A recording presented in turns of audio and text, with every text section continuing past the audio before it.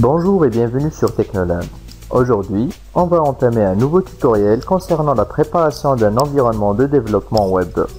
Il s'agit en fait de la création, plutôt de l'installation d'un serveur local qui va nous permettre de créer des sites web ou bien des applications web dynamiques. En fait, je tiens juste à préciser que le but de ce tutoriel est destiné aux personnes qui débutent en développement, et bien précisément en développement web, et aux personnes qui souhaitent créer leur propre site ou bien leur propre application web. Il existe beaucoup de serveurs locaux sur internet, donc si vous êtes sous Windows, on trouve WAMP Server. Si vous avez une version de Windows 32 bits, vous pouvez cliquer sur ce lien. Et si vous avez une version 64, vous avez le lien ici. Ne vous inquiétez pas, je vous afficherai les liens dans la description. Et il y a aussi EasyPHP sur Windows XP et Windows 8. Il y a aussi LabServe et MAMP pour Windows.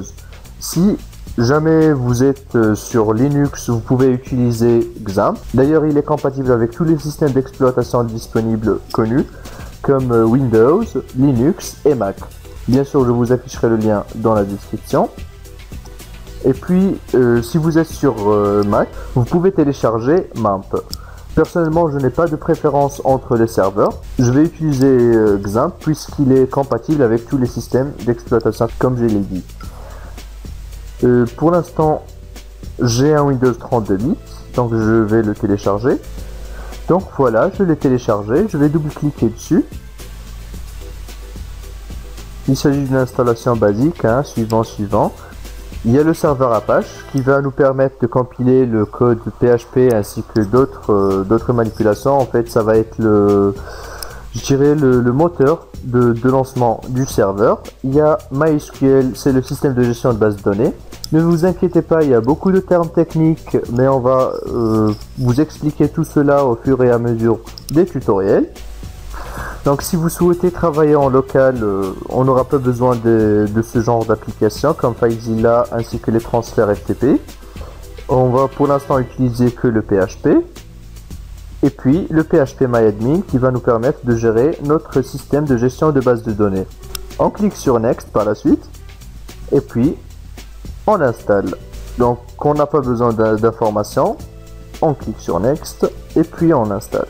Donc en attendant que le serveur local s'installe, je vais vous présenter l'un des logiciels de traitement qui vont nous permettre à écrire notre bout de code.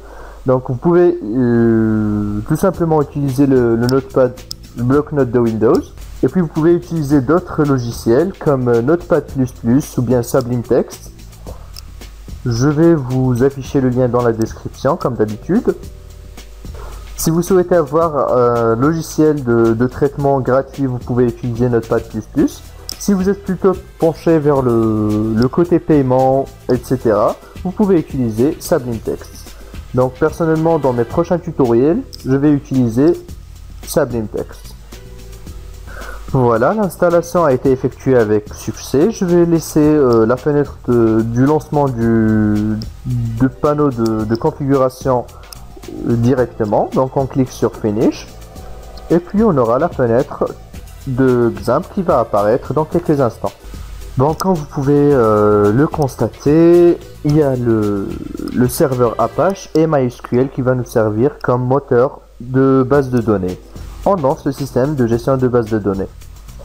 Si vous utilisez quotidiennement votre serveur local, vous pouvez directement l'arrêter et puis le lancer en tant que service.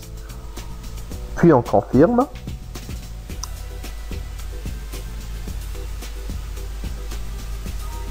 Et MySQL aussi. Puis on les lance. Et on lance MySQL. Concernant le netstat, ça nous affichera les ports ainsi que les PID et le nom des sockets ouverts. Ce qui n'est pas intéressant pour l'instant. Un raccourci vers le CMD, le shell. Un explorer qui contient le dossier XAMPP. Ainsi que les services, un raccourci vers le service Windows. Si on le lance, il va nous afficher les services actuellement lancés et arrêtés sur notre système d'exploitation concernant l'aide, et puis le bouton quitter. Donc on va tout d'abord explorer le dossier XAMPP. Pour l'instant on utilise le dossier htdoc, ça va être le dossier de notre racine. On va commencer par créer notre premier site. On crée un nouveau dossier, on le nomme tuto par exemple. Et puis on crée une nouvelle page. On la nomme, vous pouvez la nommer ce que vous voulez, mais je préfère qu'on la nomme index.php, puisque le serveur prend en charge le mot index comme page d'accueil par défaut. On va l'ouvrir via notre éditeur de texte favori, pour moi c'est Sabine Text, et on va commencer notre premier bout de code. Donc j'ai créé l'architecture HTML basique, HTML/HTML, body et le i concernant l'entête et un titre. Je vais mettre mon premier tutoriel et ici je vais ouvrir du PHP et je mets un message par exemple bonjour.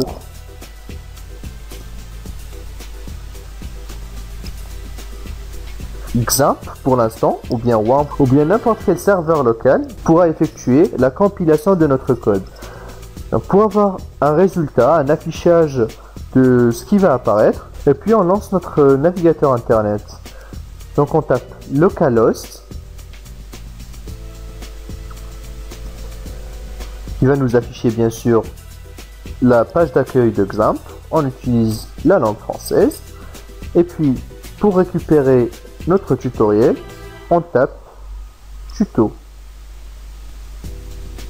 Et comme vous pouvez constater, j'ai ici mon message de bonjour.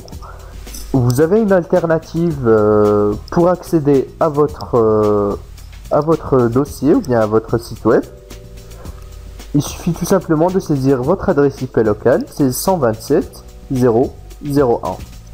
Et si je réactualise, vous allez trouver que j'ai le même résultat.